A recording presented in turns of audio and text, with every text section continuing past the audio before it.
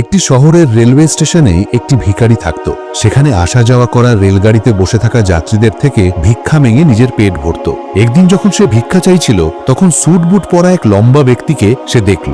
সে ভাবল, এই লোকটি হয়তো খুব ধনী, এর কাছে ভিক্ষা চাইলে নিশ্চয়ই ভালো পয়সা পাবো। সে সেই লম্বা লোকটির কাছে ভিক্ষা চাইতে লাগলো। ভিখারিকে দেখে সেই লম্বা লোকটি বলল, তুমি সব সময় চেয়েই যাও, কখনো কি কাউকে কিছু দাও?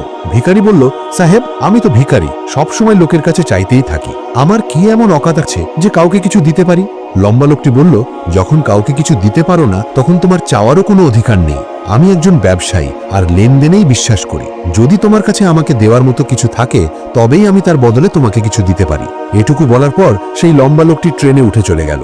এদিকে ভিখারি তার বলা কথার ব্যাপারে ভাবতে লাগলো। সেই লম্বা লোকটির কথা ভিখারির মনে বিঁধে গেল। সে ভাবতে লাগলো, হয়তো ভিক্ষায় বেশি পয়সা আমি এই জন্যেই পাই না, কারণ আমি তার বদলে কাউকে কিছু দিতে পারি না। কিন্তু আমি তো ভিখারি, কাউকে কিছু দেওয়ার মতো যোগ্যতাও আমার নেই। কিন্তু কতদিন আমি লোকদের কিছু না দিয়ে শুধু চেয়েই যাব?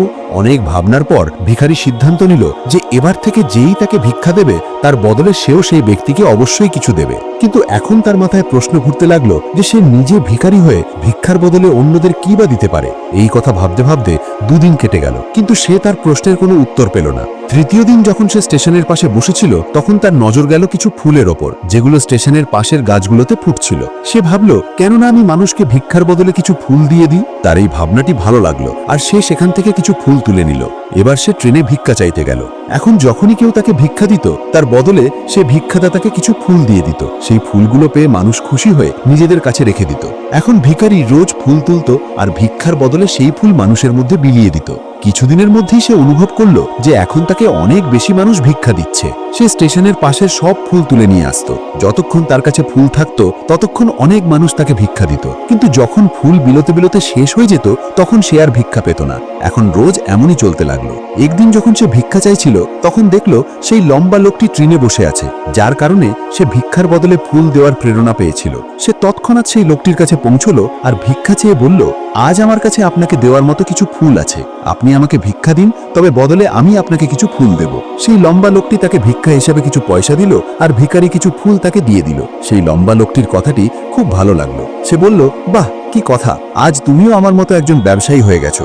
এটুকু বলে ফুল নিয়ে সেই লম্বা লোকটি তার স্টেশনে নেমে গেল। কিন্তু সেই লম্বা লোকটির বলা কথাটি আরেকবার সেই ভিখারির মনে বিঁধে গেল। সে বারবার সেই কথাটি নিয়ে ভাবতে লাগলো আর খুব খুশি হতে লাগলো। তার চোখ এখন জলজল করছে। তার মনে হতে লাগলো যে এখন তার হাতে সফলতার সেই চাবি লেগে গেছে, যার দ্বারা সে তার জীবনকে বদলে ফেলতে পারে। সে তৎক্ষণাৎ ট্রেন থেকে নিচে নামলো আর উৎসাহিত হয়ে খুব জোরে আকাশের দিকে তাকিয়ে বলল, আমি ভিখারি নই, আমি তো একজন ব্যবসায়ী, আমিও ধনী হতে পারি।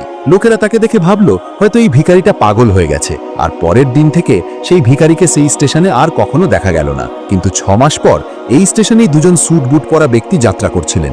দুজন দুজনকে দেখলো। তাদের মধ্যে একজন অন্যজনের সাথে হাত মেলালো আর বলল, আপনি কি আমাকে চিনতে পেরেছেন? দ্বিতীয় ব্যক্তি বলল, না, কারণ আমার মতে আমরা প্রথমবার দেখা করছি। প্রথম ব্যক্তি বলল, না, আপনি মনে করুন আমরা প্রথমবার নয়, বরং তৃতীয়বার দেখা করেছি।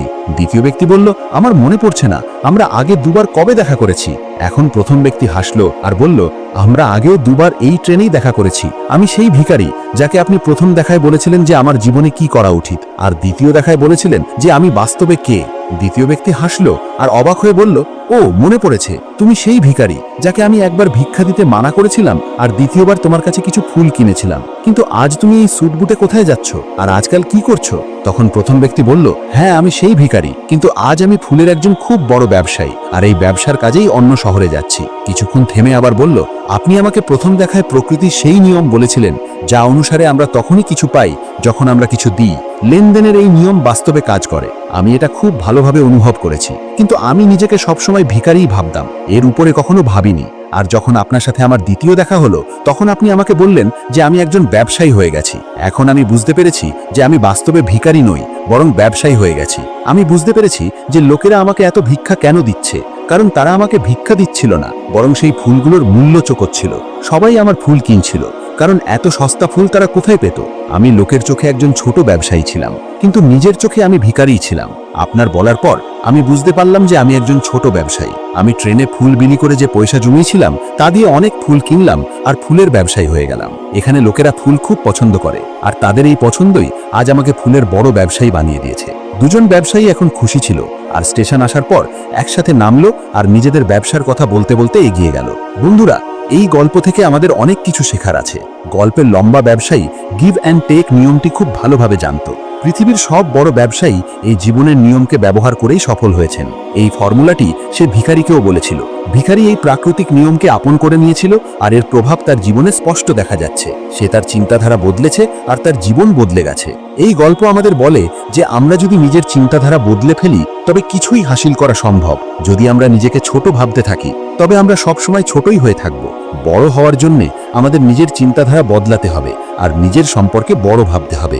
গল্পের সার কথা হলো, সফলতা আপনার চিন্তাধারায় লুকিয়ে আছে। নিজের আত্মসম্মান জাগিয়ে তুলুন, নিজের চিন্তাধারাকে বড় করুন, আর দেখুন কিভাবে আপনি সফলতার শিখরে পৌঁছে যান।